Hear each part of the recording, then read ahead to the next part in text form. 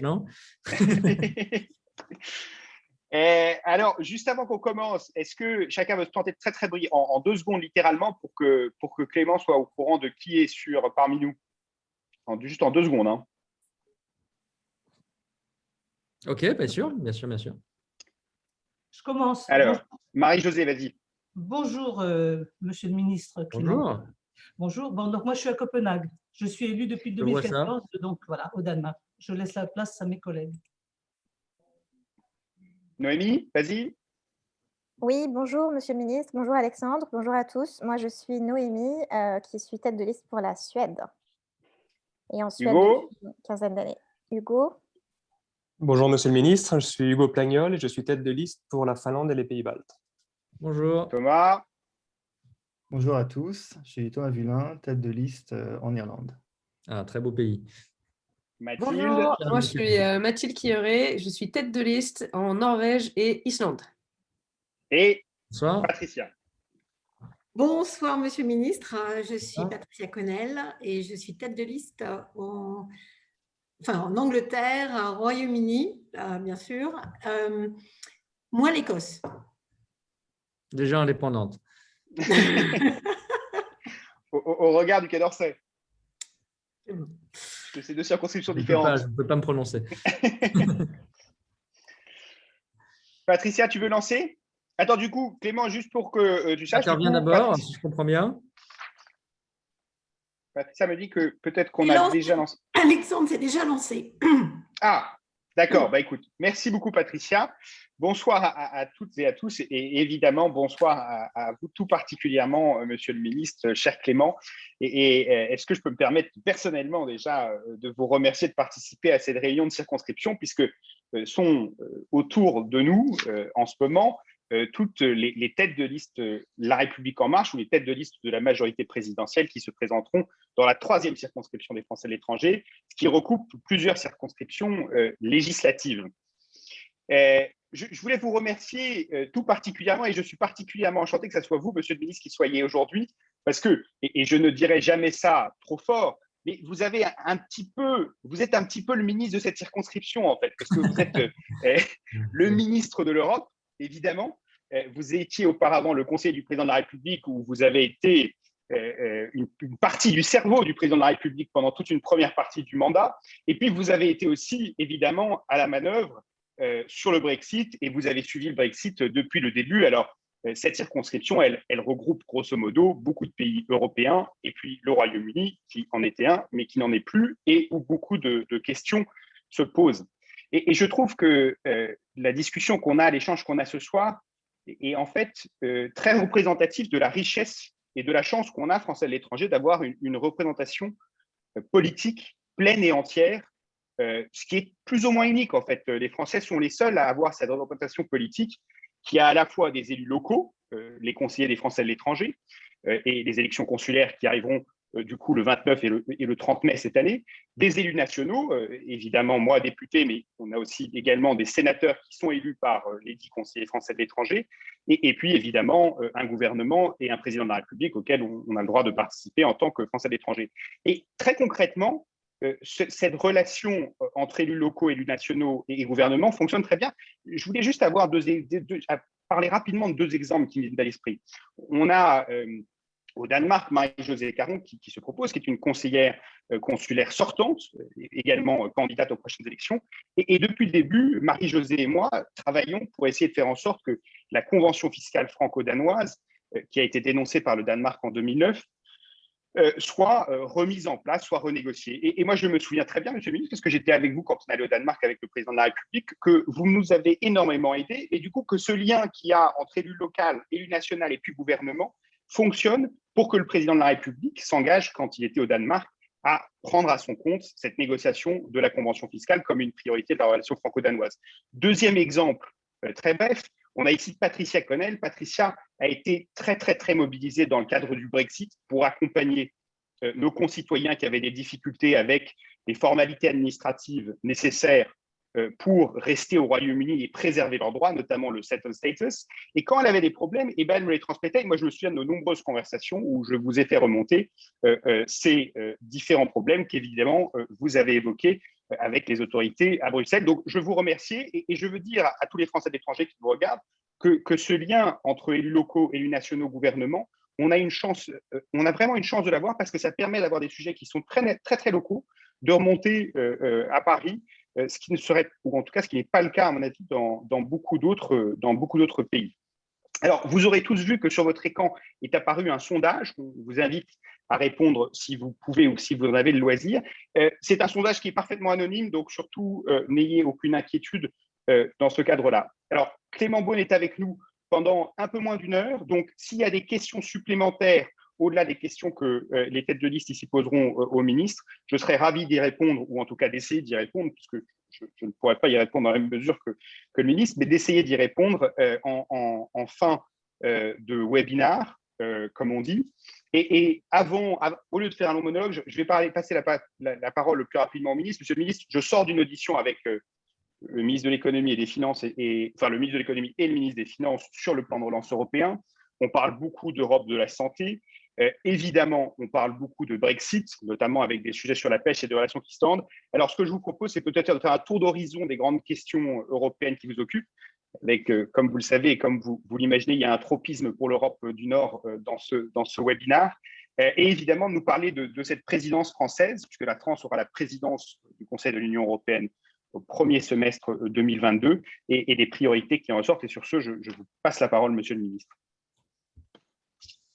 Merci beaucoup, monsieur le député, cher Alexandre, et bonsoir à toutes et tous. Je voulais évidemment d'abord saluer l'ensemble des candidats qui vont porter les couleurs de la majorité présidentielle pour les semaines qui viennent et me joindre à ce que disait Alexandre à l'instant sur l'importance de ce lien. C'est la première fois que j'ai le plaisir de me livrer à l'exercice et j'espère ensuite de pouvoir répondre à l'ensemble de vos questions les plus concrètes possibles. Et si les éléments doivent être précisés ensuite, on le fera bien sûr.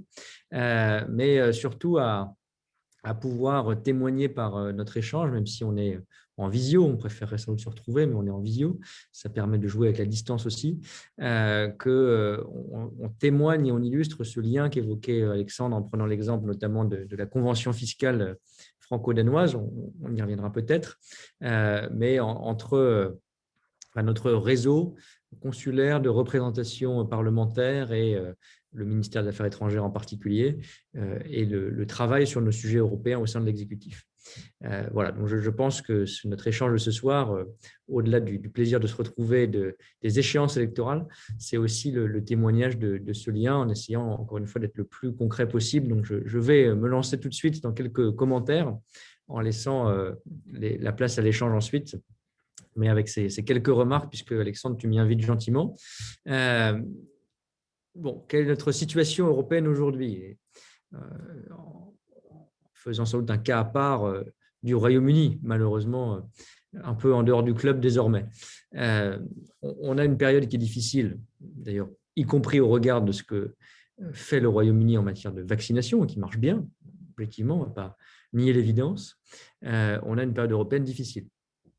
Il faut toujours se souvenir que des périodes européennes difficiles, il y en a eu d'autres.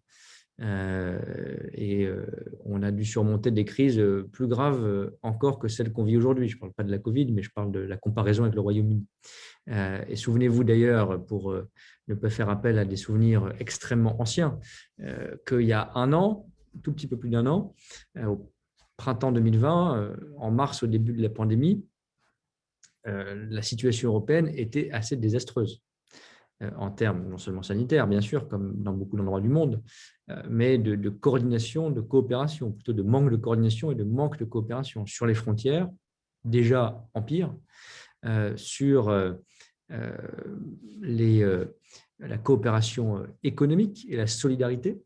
On se faisait la guerre des masques, on ne voyait absolument pas le bout du tunnel en matière de réponse économique et de solidarité budgétaire, comme on l'a construit avec le plan de relance, qui intervient quelques semaines après, quelques mois après, qui finalement s'est beaucoup accéléré. Et justement, après un tunnel assez difficile où la critique européenne était partout, à juste titre sans doute, on a fait ce plan de relance avec les Allemands au mois de mai 2020, on a créé un plan de relance européen. qui tarde à venir, même si aujourd'hui était un jour important, puisque je pense que, monsieur le député, vous étiez justement à l'audition de Bruno Le Maire sur ce sujet précis. La France et l'Allemagne ont présenté ensemble leur plan de relance et qu'on va avoir ces financements rapidement. Bon, et on a vu qu'on avait eu cette capacité de sursaut après une période difficile. Et donc, je crois que sur le plan sanitaire ou vaccinal aujourd'hui, on aura encore cette capacité. Et je ne rentre pas dans ce débat parce qu'il est long, mais vraiment, je ne le fais pas parce que c'est le job qui l'impose, mais je suis absolument convaincu que ce qu'on a fait sur l'achat commun des vaccins européens, on a bien fait de le faire. Ça ne veut pas dire qu'on a tout bien fait dans cet achat commun. Ça, c'est clair. On pourra y revenir si vous voulez. Mais imaginez la situation européenne si aujourd'hui, la moitié des pays de l'Union n'avaient pas de dose de vaccin. C'est ça qui serait passé. Alors, ça serait sans doute une image désastreuse pour l'Europe, mais au-delà de l'image et de la solidarité ou de l'humanité qu'on peut avoir pour le voisin européen, on aurait aujourd'hui des usines à variants en Europe, parce que la situation sanitaire se dégraderait encore au lieu de s'améliorer progressivement et lentement, même lentement, dans certains pays européens. On aurait l'Inde ou le Brésil à nos portes. Bon. Et on voit bien aujourd'hui, d'ailleurs, l'image est en train de se retourner à mesure que l'accélération de la vaccination se fait. On va bientôt nous reprocher, et on aura raison de pointer du doigt la responsabilité des pays développés, notamment de l'Europe, de ne pas faire assez de solidarité internationale, non seulement, encore une fois, par humanité, mais par intérêt sanitaire collectif. Bon. Et si on avait fait en plus cette division-là, ce déchirement-là au sein de l'Europe, je crois qu'aujourd'hui, le projet européen serait sans doute, pour le coup, pour de vrai, au bord de l'explosion ou de l'implosion. Donc moi, je défends Mordicus pour cette raison-là, avant tout, plein d'autres encore peut-être, mais cette raison-là avant tout, ce qu'on a fait au niveau européen en matière de vaccins. Et je crois que l'image va beaucoup changer au mois de mai, au mois de juin, quand évidemment l'accélération fera que les critiques à l'égard de l'Europe, parfois justifiées, parce qu'il y a des choses qu'on n'a pas fait assez vite, c'est clair, se dissiperont et qu'on verra aussi que le choix de la solidarité a été un choix d'intérêt commun, d'intérêt national d'ailleurs aussi. Donc, n'oublions jamais ça. Je sais que dans des campagnes que vous menez, il y a des sujets peut-être plus concrets ou plus quotidiens, mais je sais, c'est parce que c'est notre ADN dans la majorité, et vous en particulier dans vos vies, ou dans les pays où vous battez le terrain, la défense de l'Europe, c'est au centre de notre engagement. Parfois, ce n'est pas facile. Et parfois, d'ailleurs, il faut dire aussi la vérité. Quand on fait les choses mal, il faut dire que l'Europe fait les choses mal. On n'est pas obligé d'applaudir à tout. Mais n'oublions pas d'où vient ce choix et de l'importance de ce choix, même dans les moments difficiles. Et que quand il y a une difficulté, on est aussi capable de la surmonter. Je suis sûr que ce sera le cas encore aujourd'hui.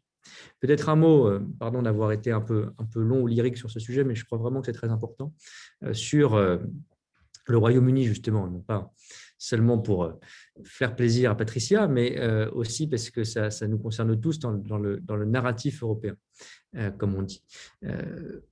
C'est évidemment lié à la vaccination. On a le sentiment que le Brexit a été salvateur pour nos amis britanniques, contrairement à ce qu'on pouvait imaginer. Et je crois que ce qui se passe avec le vaccin n'a pas grand-chose à voir avec le Brexit, mais enfin, les deux se télescopent et ça renvoie cette image. Là non plus, ne nous laissons pas intimidé, si je puis dire, par l'événement, par l'actualité sur ce choix. Moi, je continue à penser que c'est un choix malheureux qui nous éloigne. Ça ne veut pas dire qu'on ne va pas essayer de recoudre, ça ne veut pas dire qu'on ne va pas essayer de coopérer sur beaucoup de sujets universitaires, de défense, migratoires, etc. Mais on le voit sur un sujet comme Erasmus, on le voit sur beaucoup de sujets. Ça va être non pas un choc brutal, ça je crois, on a souvent parlé avec Alexandre Leroy qu'on ne croyait pas cela, mais un décrochage progressif, économique sans doute pour le Royaume-Uni, mais surtout de notre coopération, malheureusement, entre l'Union européenne, entre la France aussi, et le Royaume-Uni.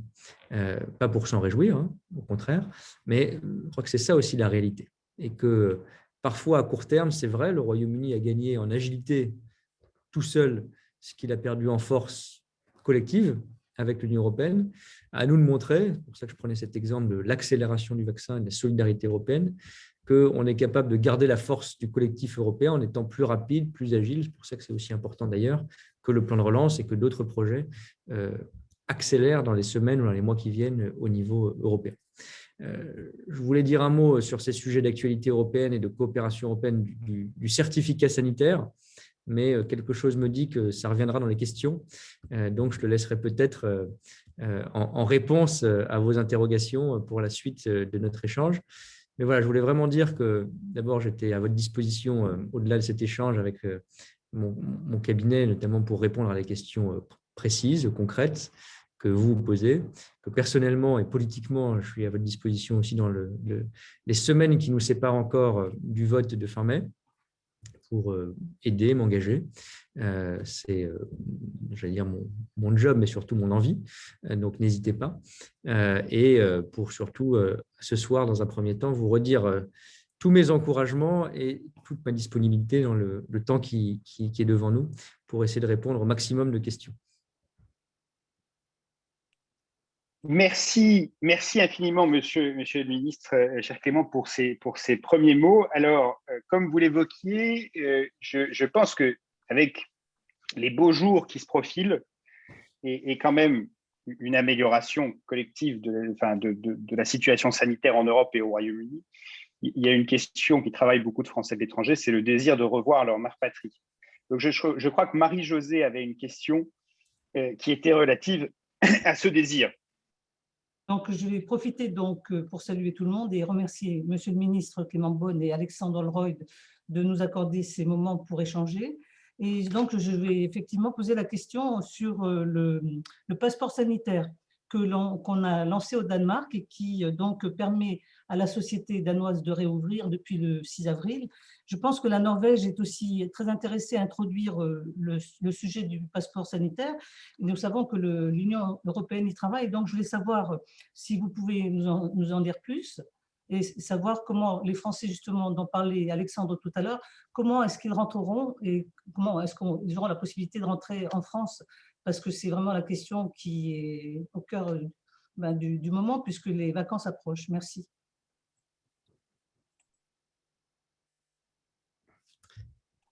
Je réponds directement ou vous voulez qu'on fasse une série de questions, comme vous voulez? Bon, si vous prenez ces premières questions individuellement, parce que je pense qu'elles sont attendues universellement comme réponse, et puis après, on prendra des salves de questions en fonction de ce qui remonte dans le chat. Alors, il y a des questions qui ne sont pas encore complètement tranchées, mais je vais essayer de dire l'état de la science, si je puis dire. D'abord, au sein de l'Union européenne, je viens ensuite sur le cas britannique ou norvégien, on va avoir mi-juin ce certificat vert, comme on l'appelle à Bruxelles, le certificat sanitaire, pour faire plus simple, qui sera en place. Le cadre européen juridique, parce qu'il y a un texte législatif européen qui est en train d'être adopté, c'est un pass ou un certificat uniquement pour les déplacements au sein de l'Europe. Je veux dire par là qu'il y a d'autres débats, bien sûr, qu'on a en ce moment, qu'on aura au Parlement français dans quelques jours, sur les usages potentiels d'un pass sanitaire ou de ce certificat pour d'autres activités, festivals, stades, activités plus quotidiennes, etc. Bon. Et là, le cadre européen, ce sera vraiment pour les déplacements. Et l'idée, c'est pas de…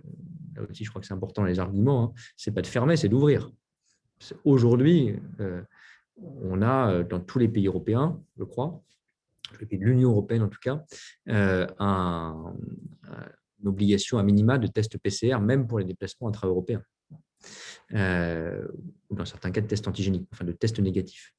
L'idée de ce certificat sanitaire, et pas seulement vaccinal, c'est d'élargir, c'est d'avoir évidemment toujours le test négatif pour être autorisé à rentrer et à faire un voyage intra-européen, mais aussi donc la vaccination, et même on peut ajouter la sérologie pour montrer l'immunité post-infection au Covid. Donc, normalement, ces trois éléments seront retracés dans une espèce de QR code harmonisé, c'est l'intérêt de la chose, pour retrouver un peu plus de facilité à circuler, à voyager en Europe. L'idée, évidemment, c'est d'abord de couvrir l'Union européenne et l'espace Schengen, pour donc élargir à quelques pays dont un qui a été cité. Et puis, pour les pays qui n'ont pas l'immense bonheur d'être dans l'Union européenne ou dans l'espace Schengen, je pense évidemment au Royaume-Uni en premier lieu, ce n'est pas complètement décidé. Chaque pays pourra décider de manière individuelle s'il intègre dans sa liste de pays soumis à l'autorisation conditionnée au test ou conditionnée au vaccin, il peut élargir. et très certainement, on l'a évoqué même pour les États-Unis, donc ce sera a fortiori, à mon sens, le cas pour le Royaume-Uni, hein, ce n'est pas formellement décidé, mais que quand il y a utilisation dans ces pays-là de vaccins qui sont reconnus par l'Agence européenne des médicaments, ce qui est le cas pour les vaccins utilisés au Royaume-Uni, Pfizer et Astra, il y aura la même facilité à entrer avec les mêmes modalités, donc ce code, sur le territoire national. Il y a une petite spécificité pour le Royaume-Uni, c'est que ce que je ne sais pas dire aujourd'hui, c'est si lui voudra utiliser le même QR code, etc. C'est assez peu probable. Donc, ce ne sera peut-être pas, là je rentre dans la technique, peut-être pas la même application avec le QR code format européen pour que la compagnie aérienne ou l'Eurostar, par exemple, à l'embarquement vérifie l'accès. Mais ce sera la même exigence, test ou vaccination qui sera requise et qui permettra de retrouver plus de facilité de circulation. Donc concrètement, oui, on mettra en place ça pour tout l'espace européen au sens Union européenne plus espace Schengen certainement, au moins l'Union européenne, certainement l'espace Schengen et certainement, je ne sais pas vous dire exactement quand, mais probablement au début de l'été, un certain nombre d'autres pays, y compris un peu plus loin, qui ont vacciné leur population avec des vaccins reconnus par l'Agence européenne des médicaments. Ce sera ça le critère pour utiliser les mêmes conditions d'entrée sur le territoire. J'espère que je suis clair à ce stade sur ce dispositif. Merci beaucoup, Monsieur le ministre. Je pense que la réponse est donc que les Français en Europe pourront donc venir profiter du beau temps en France grâce à ces dispositifs qui nous permettront… Oui, pardon, j'aurais dû évidemment commencer par là.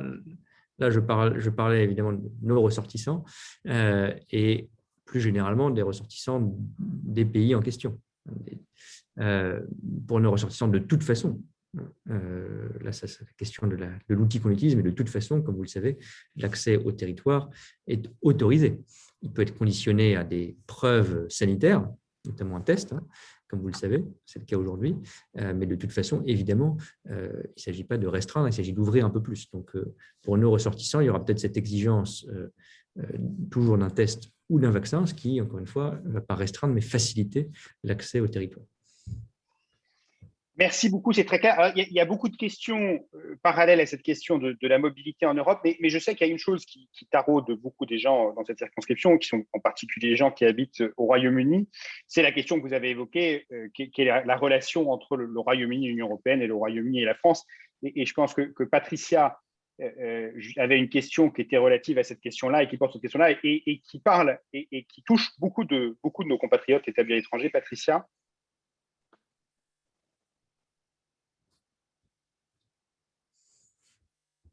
Alors, Patricia, il faut que tu allumes ton micro, par contre. Merci de me l'avoir appelé.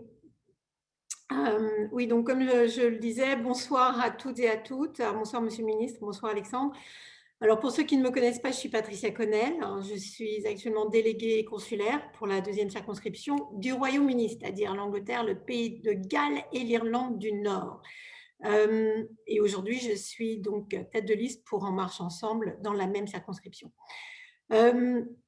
J'aimerais tout d'abord vous adresser mes remerciements à tous les deux d'avoir accepté d'être avec nous ce soir pour parler de l'Europe. Et j'en profite aussi pour étendre mes remerciements à Marlène Bouc, qui est la référente En Marche pour l'Europe du Nord, d'avoir organisé cette réunion avec une main de maître. Et en aparté, je suis très fière d'avoir Marlène sur ma liste. Alors, Monsieur le Ministre et Alexandre, j'ai trouvé vos échanges particulièrement intéressants et enrichissants, mais je continue de m'inquiéter de l'état dans lequel les relations entre le Royaume-Uni, l'UE et bien sûr la France se trouvent aujourd'hui. Je suis sûre que, comme moi, vous faites partie de ceux qui espéraient timidement qu'une fois les premiers accords signés, le ton entre le Royaume-Uni et l'UE changerait un peu. Toutefois, il semble que les relations soient de plus en plus difficiles, même presque plus que pendant la période pré-Brexit. C'est en tout cas un sentiment que beaucoup de Français du Royaume-Uni partagent.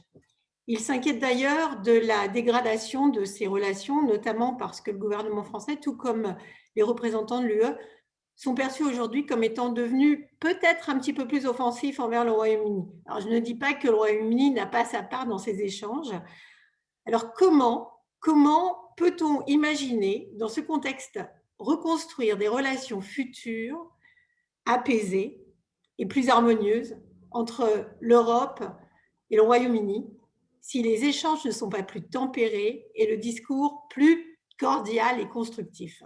Qu'en pensez-vous? Merci beaucoup. Alors, je suis sûr que le temps de la cordialité et de l'entente cordiale reviendra. Et je suis, même si parfois mes expressions publiques peuvent donner l'impression du contraire, mais je suis un vrai anglophile. Alexandre Holroyd, je crois, peut témoigner. Et j'ai vécu brièvement au Royaume-Uni, mais je suis profondément anglophile et persuadé, au-delà des sentiments personnels, qu'on a évidemment besoin de cette coopération. Ça, j'ai absolument aucun doute. Je pense néanmoins qu'il faut être clair, là aussi, sur le plan politique.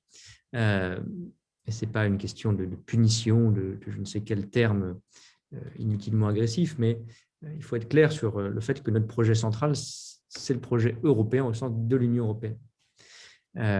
Et que le Brexit aurait pu l'abîmer, il ne l'a pas fait d'ailleurs, grâce à, pas sur les 4 ans de négociations longs et parfois pénibles, mais qui ont montré une grande unité qu'on ne pouvait pas imaginer d'ailleurs aussi forte en 2016. Une adhésion à l'Union européenne qui a d'ailleurs augmenté partout dans les pays de l'Union, en France et ailleurs, et une capacité à tenir nos intérêts face au Royaume-Uni dans cette négociation. Je pensais d'ailleurs, pour être très honnête, qu'on passerait plus vite à autre chose. Mais là aussi, on doit, pas si je puis dire, se laisser entraîner par les bons sentiments. Qui doivent rester là en nous et revenir au premier plan rapidement, mais à court terme, ça reste un moment difficile. Pourquoi? Parce que, je ne cherche pas à distribuer les bons et les mauvais points, mais parce que nous devons montrer que l'unité européenne demeure, et ce n'est pas facile, parce qu'une fois l'accord signé, la pression de l'unité est moins forte.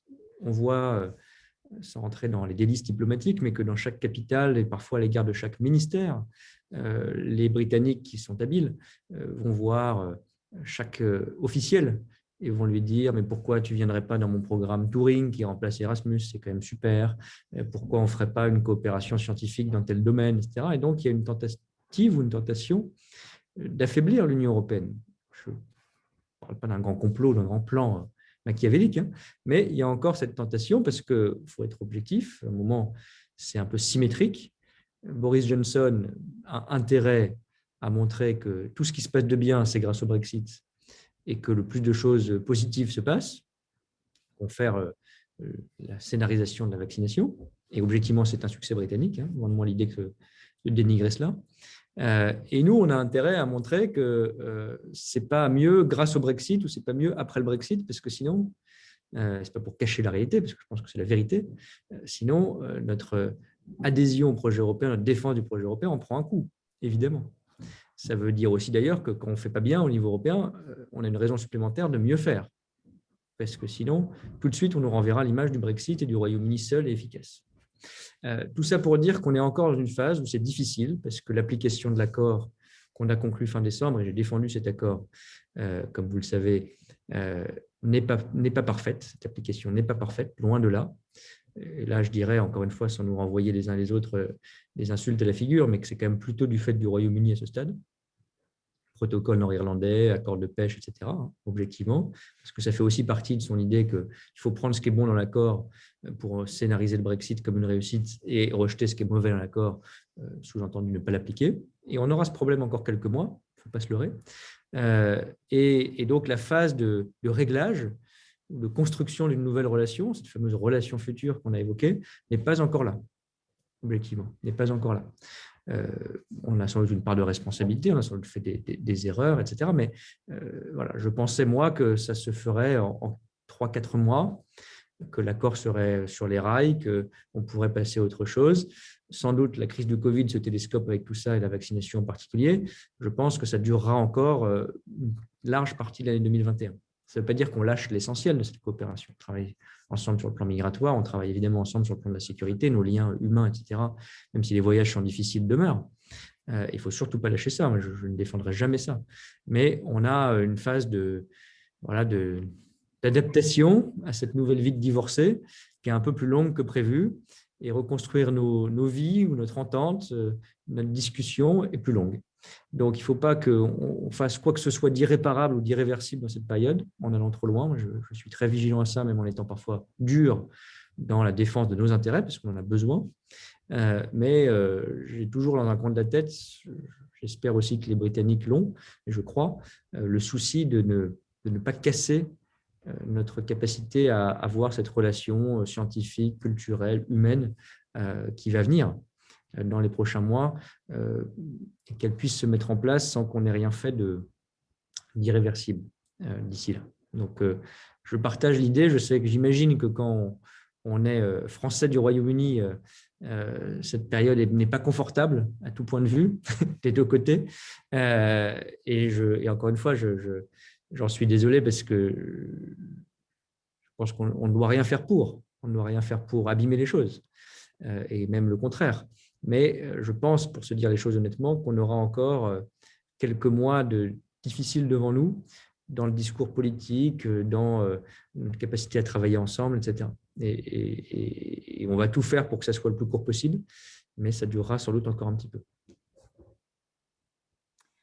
Merci beaucoup, Monsieur le Ministre, pour cette réponse que je pense que beaucoup de Français au Royaume-Uni ont besoin d'entendre. Et je veux confirmer, parce qu'on se croise souvent dans ces forums, que le ministre des Affaires européennes, Clément Beaune, est l'un des anglophiles en France, un des grands anglophiles. Il est d'ailleurs le parrain de toute une série d'initiatives franco-britanniques sur les Young Leaders, sur le Conseil franco-britannique. Donc, il est très investi dans cette relation. Donc, c'est vrai que c'est d'autant plus plaisant venant d'un ministre qui a démontré à de nombreuses reprises son anglophilie par le passé, même si c'est un moment objectivement qui est difficile pour les Français qui vivent au Royaume-Uni, comme vous le dites. Je veux juste, il y a beaucoup de questions très pratiques sur des histoires de vaccins, etc., mais j'aimerais me concentrer sur les questions où peut-être, parce que sur certaines questions très pratiques, je pourrais peut-être amener des réponses, ou on peut peut-être amener des réponses ensuite par écrit. Sur les questions un peu plus systémiques, un peu plus grande échelle, je pense que c'est particulièrement riche d'entendre vos réponses. Il y a une question de Caroline Henry sur l'ambition sociale européenne dans le cadre de la présidence française au Conseil. Elle nous dit que la crise du Covid-19 et les initiatives proposées par la Commission comme l'instrument SURE, les propositions législatives pour mettre en place un salaire minimum, est-ce que ça ne représente pas une opportunité pour appuyer une ambition sociale européenne? Oui, alors c'est un peu si on se parle franchement, c'est un peu l'arlésienne de l'Europe, si je puis dire, l'Europe sociale. On a toujours du mal à lui donner un peu de chair et de contenu. Je pense qu'on a beaucoup progressé depuis 4 ans, pas que grâce à notre action collective, mais un peu quand même. Je pense évidemment au travail détaché ou à la réforme du travail détaché, qui a été d'ailleurs une des réponses au malaise qui était exprimé par le Brexit au Royaume-Uni sur une concurrence déloyale, une concurrence pas encadrée, sur une forme de dumping permanent, etc. Et ce n'est pas encore parfait, loin de là, mais on a vraiment franchi une étape qui donne un peu de contenu à ces idées d'Europe sociale. Dans la crise, on a réussi aussi à faire un certain nombre de choses. Je pense que le plan de relance, c'est fondamentalement de l'Europe sociale ou solidaire, parce qu'avec la dette commune, au-delà de l'aspect un peu technique ou un peu financier des choses, c'est l'idée qu'on va donner plus à ceux qui en ont le plus besoin pour après la crise, en tant que pays. L'Italie est le premier bénéficiaire de ce plan, l'Espagne ensuite, la France d'ailleurs juste après, parce que nos économies en ont le plus besoin. Et le fait qu'on rembourse ensemble ensuite, ça permet en gros de faire financer les pays les plus en difficulté par les pays qui ont le plus de moyens. C'était d'ailleurs la raison pour laquelle ça a été si dur d'arracher ce plan de relance, mais il est extrêmement important pour cette raison de solidarité européenne. Et puis, il y a des choses qui doivent encore avancer. Je pense justement qu'on en a encore plus besoin après la crise, parce qu'on sait très bien qu'avec tous les efforts qu'on fait dans tous nos pays, chômage partiel, soutien aux entreprises, soutien au pouvoir d'achat, etc., on a branché une perfusion très puissante sur l'économie pendant cette crise. Et on a bien fait. C'est d'ailleurs un des aspects du modèle européen de réponse à la crise dont je pense qu'on doit vraiment être fiers. Mais quand on sait que quand on débranchera petit à petit cette perfusion économique, ça sera douloureux. Et que le retour à l'après-crise, un fonctionnement plus normal de certains secteurs économiques sera très dur. On le sait partout en Europe. Et sans doute au Royaume-Uni aussi, qui de ce point de vue-là a plutôt suivi le modèle européen en termes d'aide sociale. Et donc, je pense qu'on aura encore plus besoin d'initiatives sociales, de droits sociaux. Je prends l'exemple très concret, qui n'est pas nouveau, mais qui a été mis en lumière pendant la crise. Tout ce qu'on appelle, en jargon bruxellois, parfois les travailleurs des plateformes, le livreur Uber, tous ceux qui ont des petits jobs de travailleurs indépendants, souvent mal payés, à la course, à la commission, etc. Est-ce qu'on les laisse comme ça après la crise, ou est-ce qu'on essaye dans nos droits sociaux européens d'avoir un socle minimum de droits à la protection sociale, à la sécu, pour ces travailleurs qui, partout dans nos pays, ont été en première ou en deuxième ligne de cette pandémie, objectivement. S'il n'y a pas d'initiative européenne là-dessus, je crois qu'on n'aura pas fait notre boulot de montrer que l'Europe est utile après la crise. Sur un sujet comme le salaire minimum européen, pas créer un salaire minimum européen qui serait le même partout, d'ailleurs, je pense que ça serait une mauvaise idée socialement. Mais il y a un texte européen qui est en discussion pour essayer d'avoir une forme de salaire minimum décent partout en Europe, pour des raisons juridiques qui ne peuvent pas être obligatoires, prescrits par l'Union européenne, mais avec des processus de négociation sociale, de dialogue social qui renforcent les salaires minimums partout en Europe. Je ne vais pas lister toutes les initiatives, il y en a aussi en matière d'égalité salariale, par exemple. Sure, que vous avez cité, pour ceux qui n'ont pas en tête ce que c'est là aussi, je crois, une vraie avancée, c'est une forme d'assurance ou de réassurance chômage européenne qu'on a mis en place pendant la crise, qui permet aux États qui en ont besoin de faire appel à des prêts européens pour financer leur assurance chômage à des conditions très favorables, ce qui permet là aussi de prolonger les allocations sociales, de financer leur protection chômage sans que ce soit trop coûteux et donc d'être plus sociaux pendant cette crise. Ça, c'est une vraie avancée européenne qui paraît un peu technique ou un peu lointaine parfois, mais qui est absolument majeure. Et donc ça, c'est une des priorités de la présidence actuelle de l'Union européenne, la présidence du Portugal. Il y aura un sommet social d'ailleurs début mai. C'est un des points qu'on va reprendre durant notre présidence sur les questions de compte de formation, de droits des travailleurs des plateformes, de salaire minimum européen, j'espère, nouvelle étape de la réforme du travail détaché, parce qu'il y a encore beaucoup de cas de fraude qui sont mal encadrés, d'égalité professionnelle, d'égalité salariale, comme je le disais, et probablement d'autres initiatives qu'il faudra imaginer à partir de l'été après la crise au niveau européen. Donc, je pense que, je ne dis pas que tout va passer du noir au blanc sur l'Europe sociale, mais on a une vraie occasion, et même d'ailleurs plus qu'une occasion, une vraie responsabilité après la crise, pour qu'un certain nombre de textes très concrets, de réformes européennes très concrètes, adviennent en matière d'Europe sociale. Merci beaucoup pour cette question très claire. Donc, on voit que la présidence française va être un moment assez important des années à venir. Et je crois que Mathilde Kilré, qui est notre tête de liste du coup pour la circonscription Norvège et Islande, avait une question précisément sur la présidence française. Mathilde. Oui, bonjour Monsieur le Ministre, très, très enchantée. Donc j'avais en effet une question sur on sait que la présidence française de l'Union européenne va arriver, et donc du coup, quels en sont les principaux thèmes, peut-être hors thème du moment, comme le Covid par exemple, mais voilà, si vous pouvez nous expliquer un petit peu, on serait très heureux d'en savoir plus. Pardon, problème de micro. Oui, alors sur la présidence elle-même, je vais essayer de le prendre par les grands thèmes, peut-être un peu trop lyriques, mais on a essayé de définir trois thèmes clés ou termes clés pour cette présidence qui sont, encore une fois, à préciser. C'est relance, puissance et appartenance. Je crois que ça résume assez bien les grandes priorités que le président de la République a tracées, notamment depuis le discours de la Sorbonne, mais aussi l'actualité dont on se parlait. Relance, parce qu'évidemment, on sera encore dans un moment de relance économique et sociale, et on aura à cœur d'accélérer, voire d'amplifier le plan de relance, d'ouvrir des débats sur les règles budgétaires, sur les droits sociaux que j'évoquais. Ça, je le mets dans le terme de la relance du modèle européen, de l'investissement en Europe, de l'économie européenne après la crise. La puissance, parce que c'est une des marques de fabrique qu'on a eues en matière européenne, c'est d'essayer on a beaucoup parlé de souveraineté européenne. Certains nous le reprochent, nous disent que c'est trop ambitieux ou trop vague. Moi, j'y crois beaucoup. Et je pense même que cette notion de puissance ou de souveraineté européenne sera beaucoup plus d'actualité encore après la crise. Je prends un exemple, puisqu'on se parlait de vaccins tout à l'heure. On a découvert pendant la crise qu'être puissant ou être autonome ou être souverain, ce n'était pas seulement avoir une politique européenne de défense qui est un grand chantier et qu'il faudra continuer, ou une indépendance, une autonomie en matière de haute technologie, 5G, microprocesseurs, semi-conducteurs, etc. aussi. Mais parfois, c'est être capable de produire des masques. Parfois, c'est être capable de produire des médicaments de base. Ce n'est pas directement lié au Covid, mais on s'est aperçu à cette occasion qu'il 80% du paracétamol, c'est quand même pas, comme disent les Anglais, rocket science, on le produit aujourd'hui en Chine et en Inde, celui qu'on consomme en Europe.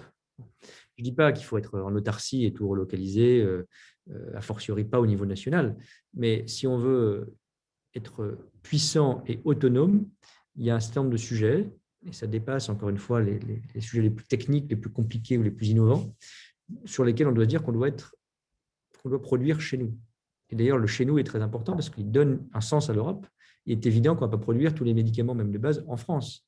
Il est évident que si on était dans une logique purement nationale, voire nationaliste, les doses de vaccins en France, on n'en aurait pas aujourd'hui. Et vous pouvez prendre le cas dans beaucoup de vos pays. L'essentiel de ce qu'on, et tant mieux d'ailleurs, c'est la vraie coopération européenne, de ce qu'on injecte dans les bras des Européens aujourd'hui, c'est produit en Belgique et aux Pays-Bas. On commence la production en France, ce sera d'ailleurs utile pour toute l'Europe. Mais c'est un vrai argument pour la stratégie européenne. Donc, je pense que toutes ces réflexions sur la souveraineté, sur la puissance, bien sûr en matière de défense, bien sûr en matière de politique étrangère, bien sûr face à la Chine, à la Turquie, aux États-Unis, etc., on aura besoin de le renforcer après crise, mais je pense qu'il y aura vraiment cet aspect de production, de relocalisation qui sera très fort.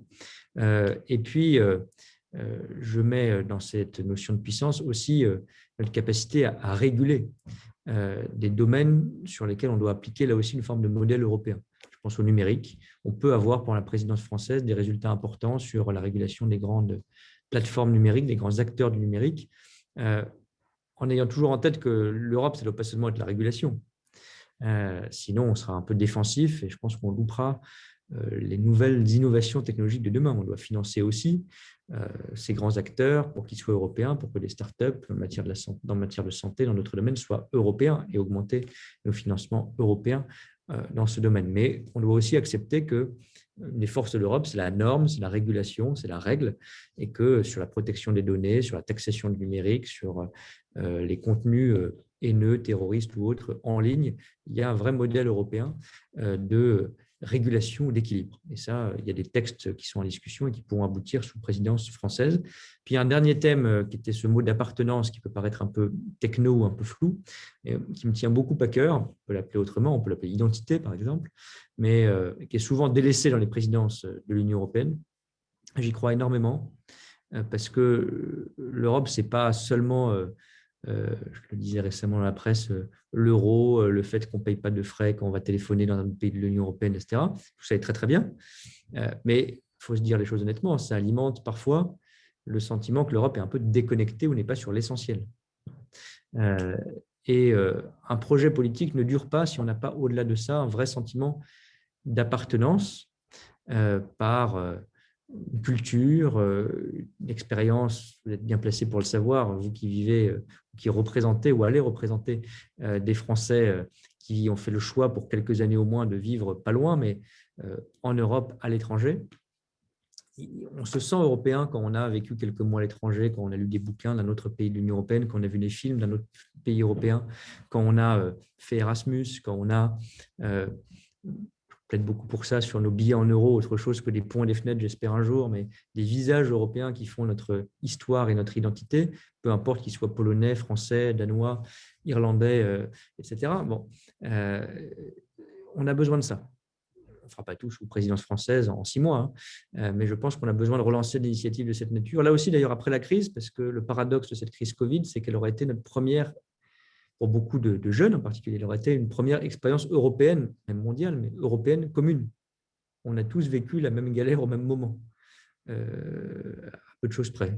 Tous les Européens auront vécu un confinement, tous les Européens, pas des choses très rigolotes, mais tous les Européens auront vécu l'absence de voyage, tous les Européens auront vécu, et donc je pense que tous les Européens auront aussi envie de retrouver l'inverse, juste après la crise, de plus d'ouverture, de plus de mobilité, de plus d'échanges après la crise. Donc je pense que ce n'est pas un mauvais moment pour ouvrir ce débat, prendre des initiatives de cette nature.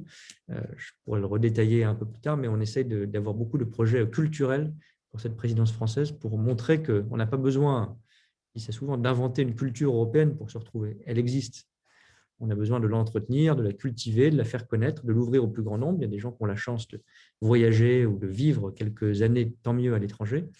Mais voilà, cette richesse européenne, on doit un peu mieux l'illustrer. Merci beaucoup, Monsieur le ministre. Je pense que cette notion d'appartenance, elle parle tout particulièrement aux Français qui vivent à l'étranger et qui en ressentent d'autant plus, enfin, qui ressentent le sentiment d'appartenance nationale, d'autant plus qu'ils en habitent de loin, et un peu cette conversation qu'on a aujourd'hui en illustration. Alors, je vais regrouper, parce qu'on n'a plus que 14 minutes, donc je vais regrouper deux questions rapides. Une question dans le chat qui avait été posée suite aux échanges sur l'Europe sociale, c'était: est-ce que l'Europe a les moyens de faire tout ça? Est-ce que ça veut dire plus d'endettement? Et une deuxième question qui revient de façon très régulière, je vais peut-être laisser Noémie la poser puisqu'elle voulait l'évoquer, c'était sur la politique environnementale européenne. Tout à fait, justement. Alors, je vous redis bonsoir à tous. Bonsoir, Monsieur le ministre. Bonsoir, Alexandre. J'avais une question, en effet, justement, sur les priorités lors de cette présidence européenne quant aux actions qui seront menées en termes de politique environnementale. Alors, pardon, à un moment, ça a sauté sur les actions. Pardon. Problème de microphone, je pense. Sur les actions qui seront menées en termes de politique environnementale lors de cette présidence à l'Union européenne. Alors, je suis un peu passé vite parce que j'ai survolé les grands thèmes de la présidence sur tout le volet climat-environnement, qui sera évidemment important. Je ne sais pas s'il faut le ranger d'ailleurs dans relance ou puissance, sans doute un peu les deux. Mais il y a beaucoup de choses qui sont à la fois des priorités pour la présidence française et dans les tuyaux, si je puis dire, au niveau européen, et qui pourraient aboutir sous cette présidence. Il y aura, je ne vais pas être trop détaillé ou trop technique, mais c'est évidemment important, il y aura une dizaine de législations, de propositions législatives faites par la Commission européenne en juin cette année, qui viseront à atteindre nos objectifs qui ont été évoqués encore la semaine dernière au sommet climat autour du président Biden, nos fameux moins 55% d'émissions européennes en 2030, neutralité carbone en 2050. Et pour ça, il faut évidemment toute une série d'initiatives dans certains secteurs, bâtiments, automobiles, etc. Et c'est ça que la Commission proposera au mois de juin. En soi, ça c'est nécessaire, ce n'est pas extrêmement sexy, si je puis dire, d'un point de vue politique, mais il y aura plusieurs choses qui seront sans doute un peu plus parlantes sur la réduction des plastiques, des pesticides, etc. Il y a un point sur lequel moi je voudrais insister, qui sera une des grandes batailles de la présidence française, et j'espère qu'on va y arriver, c'est ce qu'on appelle parfois taxe carbone aux frontières de l'Europe. Alors, ce n'est pas vraiment une taxe, donc moi j'aime bien dire taxe carbone aux frontières parce que je trouve que c'est plus simple que le vrai nom, qui est mécanisme d'ajustement carbone aux frontières, qui n'est pas extrêmement évocateur, mais bon, ce n'est pas une taxe, mais enfin ça y ressemble quand même. C'est l'idée que, vous savez sûrement, on pourrait imposer aux pays en dehors de l'Europe qui ne respectent pas les mêmes engagements climatiques, les mêmes engagements environnementaux, de payer un prix du carbone supplémentaire pour qu'il soit à juste concurrence avec nos propres entreprises, nos propres producteurs, ce qui est normal, ce qui est juste d'ailleurs, et plus efficace pour ne pas importer des fuites de carbone, exporter des fuites de carbone ou importer des problèmes de carbone sur le territoire européen. Moi, je crois beaucoup à ça. Il faut le présenter non pas comme une mesure fiscale ou technique, parce que ce n'est pas ça. Je crois qu'au-delà de la mesure elle-même, si on y arrive, sans doute on commencera par quelques secteurs seulement, mais si on y arrive dans les mois qui viennent, j'espère sous présidence française, c'est un vrai changement, je pense, je le dis de manière un peu excessive, mais j'y crois vraiment, de rapport à la mondialisation. Parce que ça montrera qu'on peut avoir des exigences très fortes en Europe, en matière sociale, en matière fiscale, peut-être demain, en matière environnementale, et ne pas être pénalisé par ce modèle de très haute qualité dans la compétition internationale, parce qu'on aura cette espèce, certains disaient à un moment, écluse, cette espèce de mécanisme à nos frontières qui fait que ceux qui sont moins ambitieux que nous en matière climatique, fiscale, sociale, on pourra le décliner dans tous les domaines, seront remis au même niveau de concurrence que nous. D'ailleurs, l'accord sur le Brexit, sans vouloir revenir à notre sujet favori avec Patricia tout à l'heure, l'accord sur le Brexit, il est bon aussi pour ça, parce que sans rentrer dans le détail de ces 1400 pages, il prévoit exactement ça. Que ça marchera dans les deux sens. D'ailleurs, si à un moment, un des deux, le Royaume-Uni ou l'Union européenne, s'éloigne des règles environnementales, fiscales, de réglementation financière, etc., l'autre peut réagir par forme d'ajustement, droit de douane, etc. C'est hyper important, je pense, sur le plan politique, dans notre projet européen. Et c'est pour ça que sur le plan climatique, si on arrive à ce résultat sous présidence française, je serais très, très, très content. Ce n'est pas encore gagné, mais au moins, il y aura une proposition qui sera mise sur la table avant l'été par la Commission et on va vraiment rentrer dans le dur de cette discussion avant la présidence et pendant la présidence française. Merci beaucoup, Monsieur le Ministre. Et juste sur l'endettement commun, est-ce qu'il y a un danger pour l'Europe de s'endetter de telle manière et je me rends compte que dans 9 minutes, vous allez devoir évoquer tous ces sujets avec le Premier ministre. Donc, je ne veux pas vous garder trop longtemps, mais je voulais évoquer une dernière chose. La réunion a déjà commencé avec le Premier ministre, mais je me brancherai en cours de route. Mais je veux juste vous poser une dernière question sur quelque chose qui, je sais, que vous tient à cœur, qui était un projet du Président de la République qu'on n'a pas évoqué ce soir, qui était la conférence sur l'avenir de l'Europe. Je voudrais savoir si vous pourriez nous tirer à grands traits quelle est la vision que vous avez pour cette conférence. Et après, je vous assure, c'est la dernière question. Non, mais je resterai volontiers, mais je vais me brancher dans quelques instants sur l'autre conférence. Non, c'est important, cette conférence sur l'avenir de l'Europe, parce que c'est une ambition et un pari français d'abord, comme vous le savez, du président de la République un peu avant les élections européennes de 2019. Il avait, dans une lettre aux Européens, émis notamment cette idée, avec un constat qui est, je pense, encore plus vrai après la crise Covid, c'est qu'on n'a jamais en Europe, un peu au moment des élections européennes, mais ça retombe malheureusement assez vite, de lieux et de moments où on réfléchit à l'avenir, tout simplement, et on réfléchit au long terme. On a beaucoup plus ça dans les élections au niveau national ou quand il y a une élection présidentielle ou législative dans tel ou tel pays. On se dit et on confronte les points de vue voilà, pour les 4, 5, 6 prochaines années, ce qu'on veut faire pour sa ville, sa région, son pays, dans tous les domaines. On n'arrive pas vraiment à créer ce débat au moment des élections européennes, malheureusement, même si je crois qu'on l'a fait un peu mieux la dernière fois. Et du coup, après, on est pris dans l'urgence. Il y a des sommets européens, souvent de crise, de la dernière chance, de je ne sais quoi. Et on n'arrive pas à avoir une réflexion d'Européens ouverte sur ce qu'on doit faire en matière climatique, ce qu'on doit faire en matière fiscale, ce qu'on doit faire en matière migratoire, etc. D'innovation, de régulation numérique qu'on évoquait, tous ces sujets importants pour les 5-10 années qui suivent.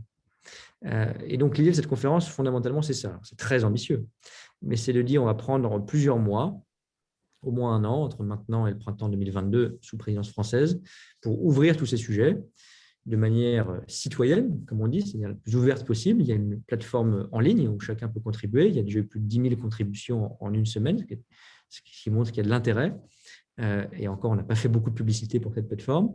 Il y aura des débats nationaux, régionaux en France. J'espère qu'on pourra les faire aussi avec les Français de l'étranger le plus possible pour faire remonter des idées, des critiques, des observations, des remarques sur l'Europe.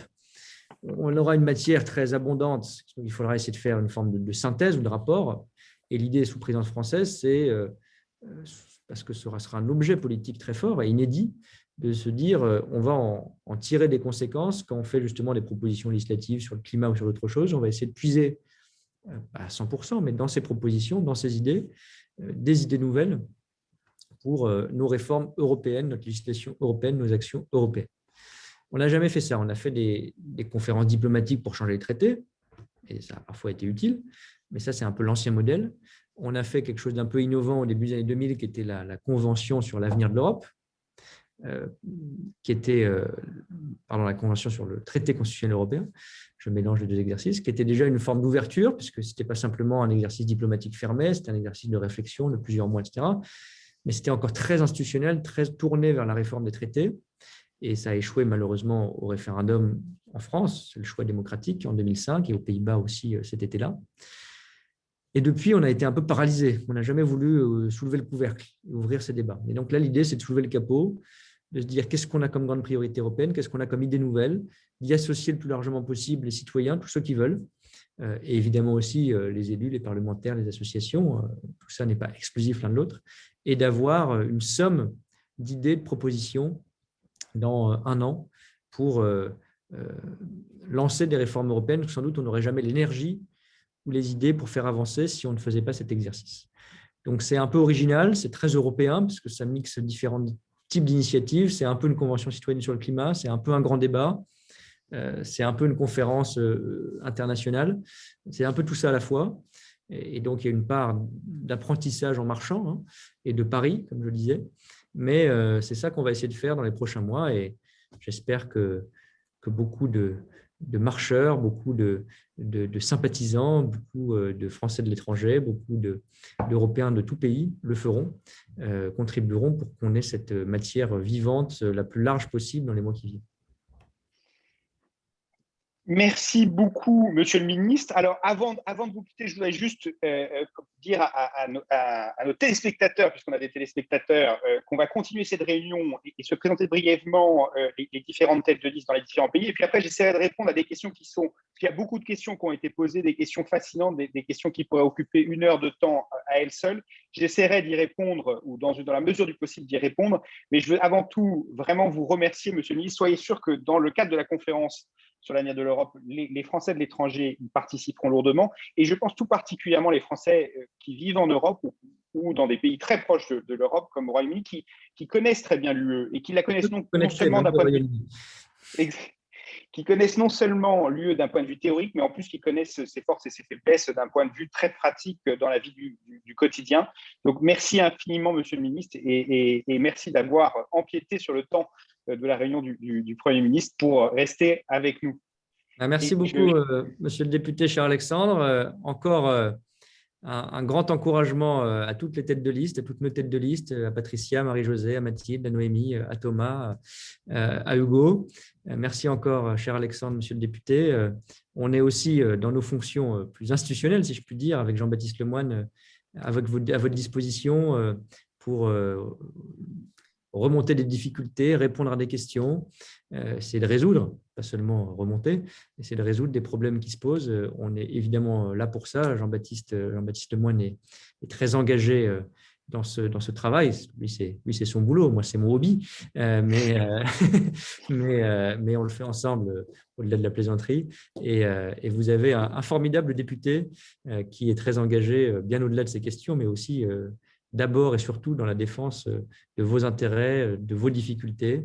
Et je sais que ça a été parfois difficile. On en a encore parlé un peu avant Noël, quand on a bloqué les frontières pendant quelques jours de manière complète avec le Royaume-Uni, quand difficultés avec tel ou tel pays européen, parce qu'on a tous nos listes rouges, oranges, vertes ou autres de circulation en Europe et que c'est compliqué de s'y retrouver. J'espère qu'avec ce fameux certificat, non seulement ce sera plus ouvert, plus clair et plus simple pour l'été prochain, plus lisible. Voilà, c'est l'idée en tout cas, mais à votre disposition pour continuer d'une façon ou d'une autre à échanger et à répondre. Merci encore, à très très vite. Et alors, est-ce que je vais passer directement la parole à Noémie, peut-être, pour que tu te présentes brièvement? Oui, alors, merci Alexandre. Je pense qu'on va faire un tour des différentes têtes de liste pour la circonscription. Pour ma part, je suis la tête de liste pour la Suède, entourée de 6 autres candidats qui sommes tous très ancrés dans la communauté française de par nos engagements respectifs dans l'éducation, dans l'entrepreneuriat, la solidarité, l'emploi, et pour qui la représentation des Français de l'étranger et les Français de Suède nous paraît être une question primordiale et qui nous tient vraiment à cœur. On a du coup chacun des compétences dans certains domaines et certaines spécificités, et on est très pointu sur les réponses qu'on veut apporter aux personnes qui nous posent des questions. Donc, on se tient à votre disposition si vous avez des questions au-delà de ce séminaire pour nous contacter ensuite. Voilà, je vais laisser la parole à Hugo Pagnol en Finlande. Bonjour Monsieur le député, je m'appelle Hugo Plagnol, je suis architecte à Helsinki et donc je suis tête de liste pour La République En Marche pour la Finlande et les pays baltes. Voilà, et je vais laisser la parole à Mathilde pour la Norvège et l'Islande. Bonjour à tous. Donc, je m'appelle Mathilde Kioré, j'ai 31 ans et du coup, je suis la tête de liste en Norvège et Islande, comme Hugo vient de le dire. Donc, comme Noémie, moi aussi, je m'appuie sur vraiment une équipe mixte qui a vraiment des profils divers.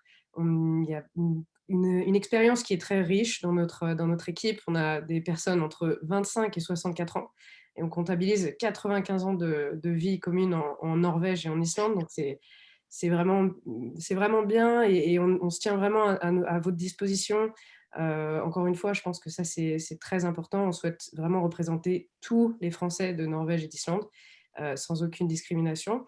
Pour ma part, moi, je m'engage vraiment à être un relais local, que ce soit auprès des instances consulaires, parlementaires, sénatoriales, surtout pour que vos intérêts soient portés et défendus. Donc je suis jeune, je suis très énergique et j'ai une grande motivation qui est là pour vous servir, pour faire entendre votre voix, pour vous connecter aussi, pour favoriser l'entraide mutuelle. Et puis pour continuer à être le relais de l'information qu'on a commencé à faire entre la communauté et puis les autorités norvégiennes, islandaises et du coup françaises.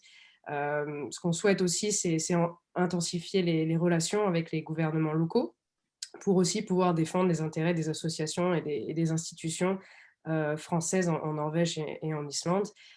Et donc, pour ma part, j'ai vraiment particulièrement à cœur certains sujets comme l'environnement et l'écologie, l'emploi et l'entrepreneuriat, l'enseignement du français, les initiatives culturelles liées à la francophonie, et puis bien entendu, la jeunesse. Voilà, je vais laisser la parole maintenant à Thomas, en Irlande. Oui, merci Mathilde. Et bonjour à toutes et à tous. Je vais donc me présenter, mais tout d'abord, je voulais remercier également Alexandre Lloyd, le député à l'Assemblée, avec qui on a déjà la chance de travailler et d'échanger régulièrement. Merci d'être à nos côtés ce soir. Et bien sûr, Clément Beaune, qui a, au gouvernement et dans le cadre des questions européennes dont il est chargé, est également très attentif à la situation de nos compatriotes en Europe et toujours d'une grande disponibilité à leur égard. Donc ce sera incroyablement précieux en tant que conseiller des Français de l'étranger de vous avoir tous les deux comme interlocuteurs directs pour apporter ensemble des réponses à nos concitoyens en Irlande et en Europe du Nord. Merci également à vous tous d'être présents ce soir. Ça fait plaisir de voir qu'il y a autant de participants à cet événement. Donc je me présente, moi je suis Thomas Vulin et je suis candidat pour les élections consulaires ici dans la circonscription de l'Irlande. J'habite à Dublin depuis 7 ans et avant de m'installer en Irlande, j'ai grandi et vécu à Paris. J'ai 38 ans, je travaille dans le secteur du logiciel et je suis ingénieur de formation. Donc en 2016, lorsque Emmanuel Macron a créé En Marche, j'ai fait le choix de rejoindre ce mouvement. Pour moi, c'était la première fois que je m'engageais d'un point de vue politique. Et depuis, je me suis impliqué pour soutenir le mouvement au niveau local. Et c'est ce qui m'amène aujourd'hui à être candidat à cette élection. J'ai rassemblé une équipe de colistiers qui sont des personnes avec des situations et des parcours extrêmement divers. Je pense véritablement représentatif de la diversité de notre communauté en Irlande. Et ce qui nous rassemble au final, c'est une même détermination à porter des idées, à être, à représenter les intérêts des Français de l'étranger, à renouveler leur représentation pour avoir des élus plus en phase avec leurs préoccupations.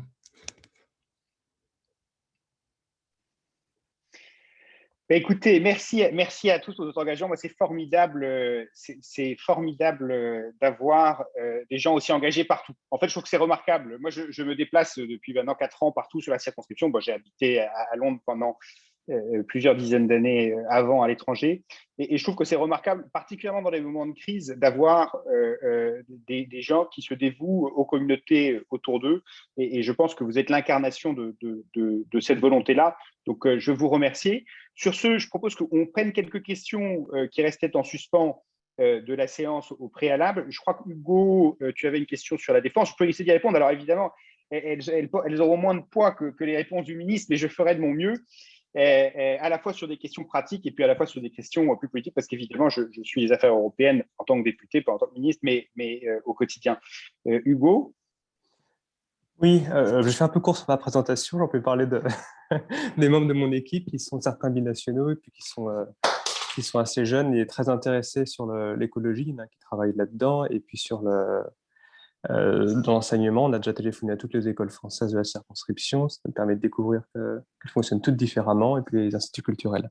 Alors sur la défense, le ministre parlait du volet puissance et on voit une schizophrénie ou alors un retrait américain. qui continue avec Joe Biden. En tout cas, dans notre région, c'est le cas. Et bon, l'intérêt de parler d'Europe du Nord, c'est qu'on se retrouve un peu aux marges de l'Europe. La Finlande a une frontière avec un pays qui n'est pas européen, et on voit de plus en plus d'aventurisme et de pression de la part de ce grand pays, comme d'autres, avec une sorte de réveil de l'histoire. Alors, comment est-ce que la France compte articuler une défense européenne, sachant que la défense de l'Europe tenait des États-Unis et puis de la France et de l'Angleterre, avec l'Angleterre qui s'éloigne? Alors, c'est une excellente question qui concerne tout un pan de l'Europe, parce qu'une des richesses de l'Europe, au fond, c'est qu'on y cherche collectivement et individuellement, je pense, les États qui participent, ils cherchent des choses différentes, et il y a plusieurs États qui cherchent une certaine sécurité d'un point de vue de la défense. Alors, il y a la Finlande, il y a les pays baltes, il y a tous les pays, entre guillemets, de l'Est de l'Europe qui ont des inquiétudes légitimes. On voyait seulement la semaine dernière aux frontières ukrainiennes, quelles sont les relations avec ce voisin que tu mentionnais en filigrane à l'instant. C'est pour ça que Clément mentionne cet axe comme un axe prioritaire, parce qu'aujourd'hui, il faut se rendre compte, comme tu le suggères, que les États-Unis, peu à peu, se retirent, ou en tout cas font de l'Europe de l'Est moins un élément central de leur politique étrangère, et ce n'est pas lié au fait qu'il y ait un républicain ou qu'il y ait un démocrate à la Maison-Blanche. C'est une sous-jacente de la politique américaine qui va, a priori, s'amplifier dans les années qui viennent, que ce soit à Philadelphia Avenue dans la Maison-Blanche ou quelle que soit la majorité au Congrès. Donc, ce que nous, on essaye de faire depuis qu'on est arrivé, c'est de pousser pour plus d'intégration de défense européenne, pour qu'il y ait vraiment une intégration de défense européenne. Et ça repose sur plusieurs piliers. Ça repose sur un pilier de coopération industrielle qui est extrêmement important. C'est pour ça qu'il y a une initiative qui a été portée par le président de la République qui maintenant progresse énormément de création de coopération industrielle, parce que la défense, c'est bien sûr opérationnel. C'est des gens c'est des gens qui font des exercices ensemble, mais c'est aussi que les machines, les avions savent se parler entre eux, etc. Donc ça, il faut construire les choses en commun. Il y a un deuxième élément qui est la création d'une culture de l'engagement. Il faut que nos soldats savent travailler ensemble, savent avancer ensemble, savent se déployer ensemble et ainsi de suite. Et ça paraît peut-être relativement simple à certains, mais en fait, c'est très compliqué. Ça met beaucoup de temps à faire parce qu'on a tous des cultures de défense très propres. C'est un exercice qui est déjà fait. Moi, je me souviens très bien qu'il y a quelques mois, j'étais avec le président de la République et d'ailleurs avec Clément en Lituanie, où on est allé voir les bases avancées de défense de l'Europe et comment elles fonctionnent. Donc, il y a un vrai engagement français derrière cette chose-là. Il ne faut pas se voiler la face. L'OTAN garde un rôle dans cette défense européenne et le gardera pendant un temps, mais il faut qu'on muscle cet aspect de notre coopération européenne. Et enfin, je pense que tu as fait référence à raison à la coopération franco-britannique bilatérale, pour le coup, qui existe en matière de défense. C'est ce qu'on a appelé ce qui a été refait les accords de Saint-Malo et puis souvent maintenant récemment les accords de Sandhurst. Et il faut savoir que notre pays, la France et le Royaume-Uni, travaillent de façon plus proche que n'importe quelles autres deux puissances majeures au monde. La réalité, c'est que nous, on a un général britannique qui commande une partie de l'armée française, une petite partie de l'armée française. On a, à contrario, un général français qui est envoyé de brigade français qui est envoyé au Royaume-Uni, qui fait la même chose que les Britanniques. On a des pilotes d'avions de chasse britanniques dans des avions français et vice-versa. On a une coopération nucléaire. On a vraiment, depuis presque maintenant 30 ans, créé une culture de l'engagement commun, ce qui veut dire qu'on peut se déployer et opérer de façon très efficace collectivement, ce qui se passe par exemple au Mali, où on profite de certains hélicoptères britanniques pour l'opération au Mali contre le terrorisme. Et on a des priorités communes, parce qu'on a des craintes communes, grosso modo, les Britanniques et nous. Et du coup, il faut que dans cette construction de l'Europe de la défense, il y ait une place pour l'Union européenne. Et c'est ce que le président avait dit très clairement quand il avait dit la construction du Conseil de défense européen, il faut qu'il y ait une place pour les Britanniques. Et en parallèle, notre coopération bilatérale avec les Britanniques, elle va s'affermir et continuer indépendamment de l'Europe, puisque là, c'est vraiment une question de coopération bilatérale. Mais ces exercices, il faut être honnête, c'est des exercices de très longue haleine. Ce pas des trucs qui vont se résoudre du jour au lendemain ou en 2 ans ou en 3 ans. C'est vraiment des exercices de fond.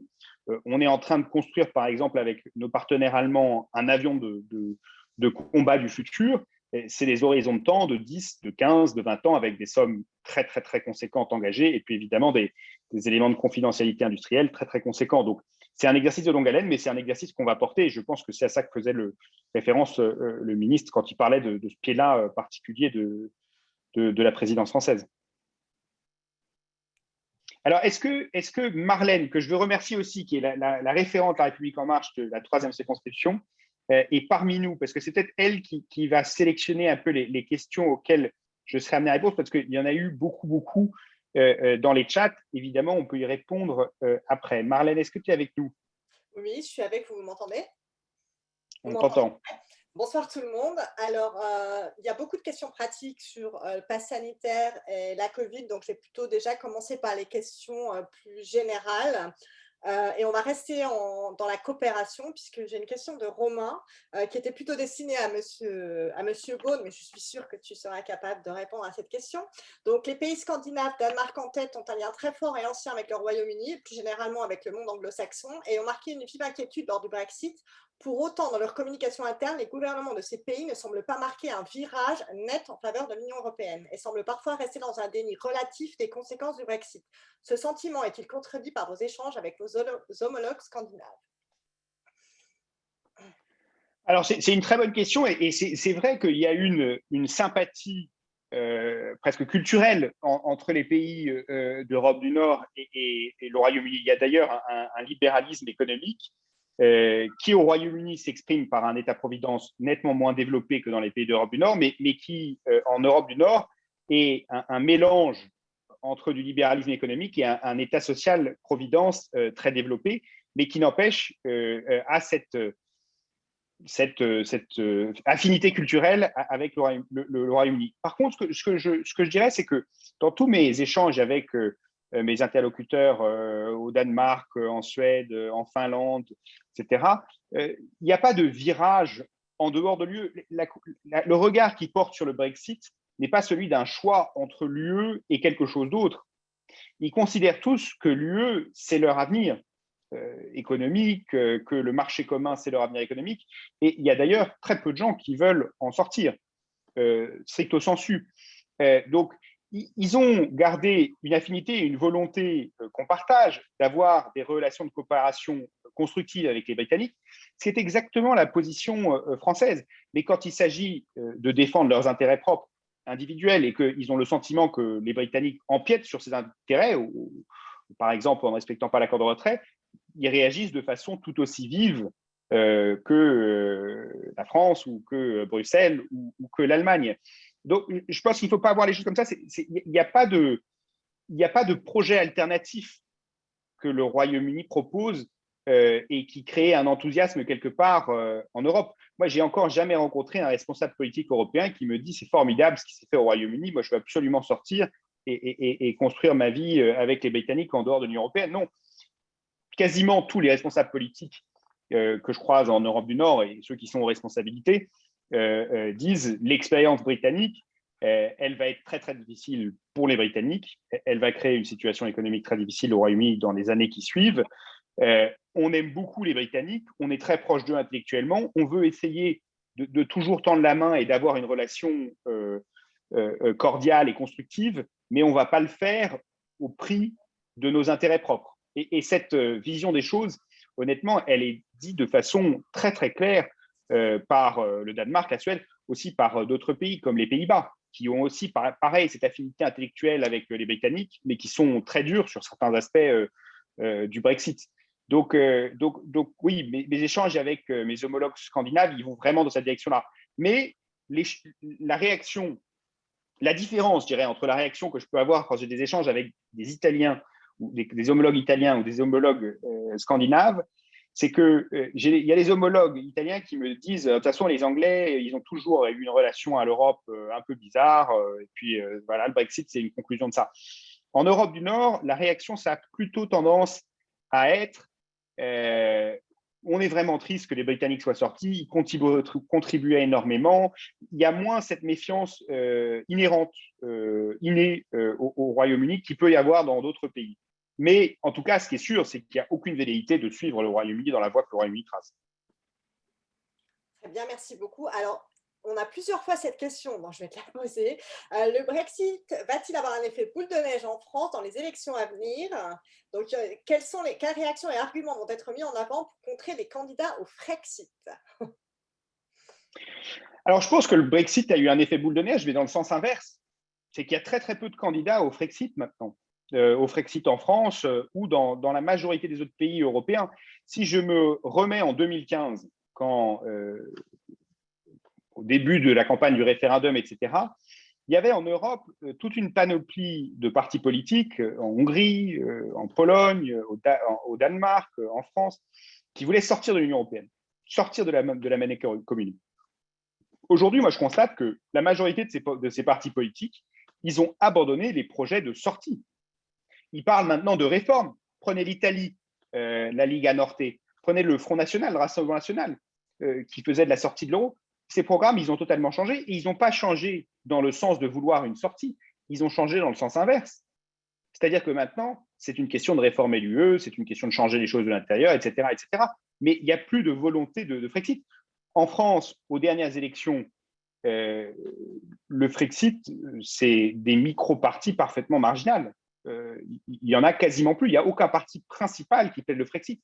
Ni la France insoumise, aux extrêmes, ni le Rassemblement national, aujourd'hui, ne plaident pour un Frexit. Ils plaident pour des choses très dangereuses, selon moi, mais ils ne plaident pas pour un Frexit, pour une sortie sèche immédiate de l'Union européenne.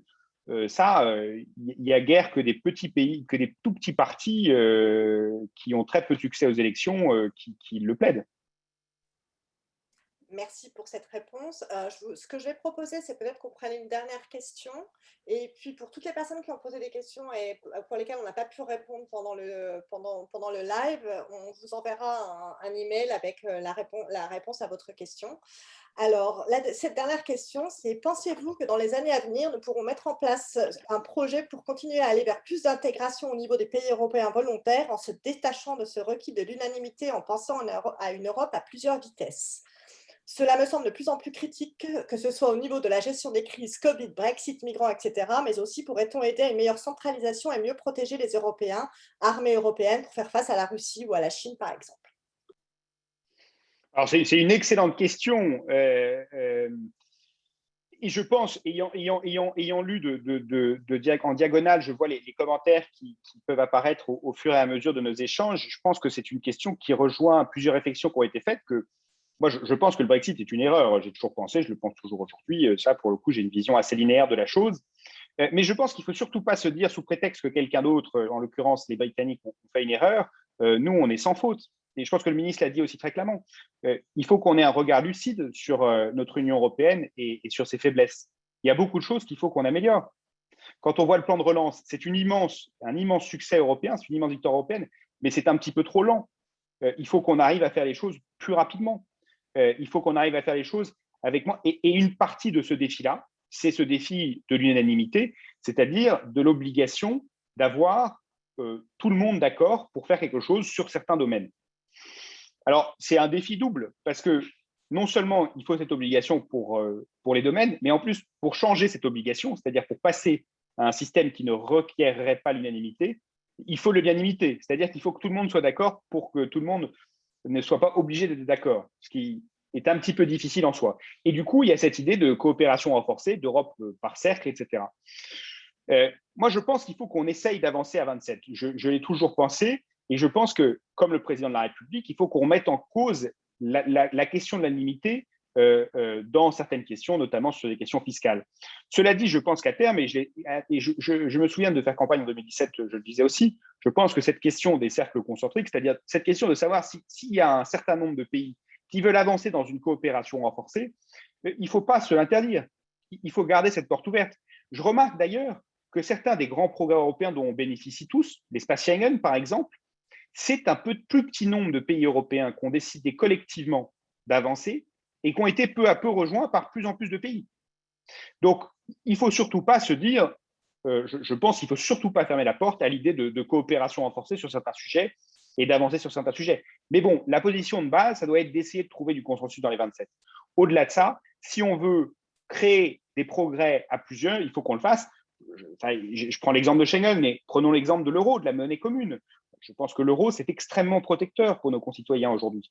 Dans la crise actuelle, si on n'avait pas l'euro, on souffrirait au centuple, je pense, en France. Et ben, l'euro, elle s'est construite avec des États qui étaient volontaires, et il y a toujours des États membres, d'ailleurs des États de la circonscription, qui sont pas dans l'euro. C'est pas dramatique.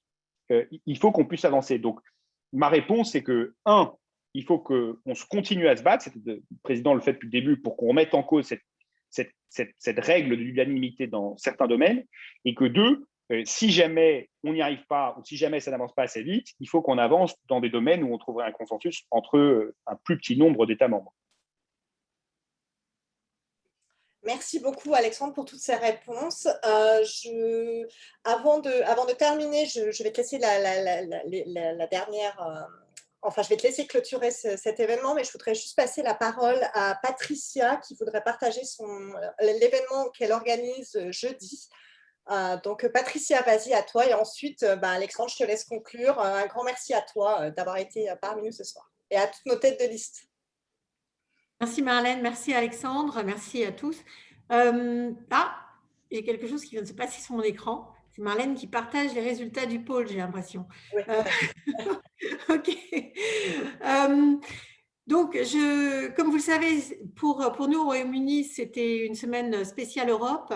Et donc, nous avons un autre événement jeudi soir avec Dominique Grieve, avec Alexandre, avec Anne-Laure Donscois qui était cofondatrice des 3 millions.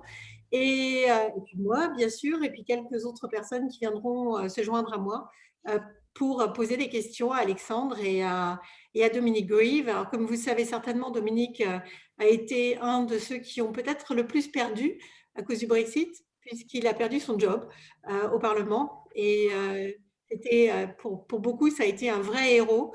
Donc, je pense que ça lui fera, moi, ça me fera beaucoup plaisir de l'avoir et de pouvoir lui parler et d'échanger avec lui.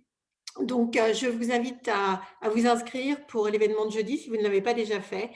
Voilà, puis je te repasse la main, Marlène. Merci.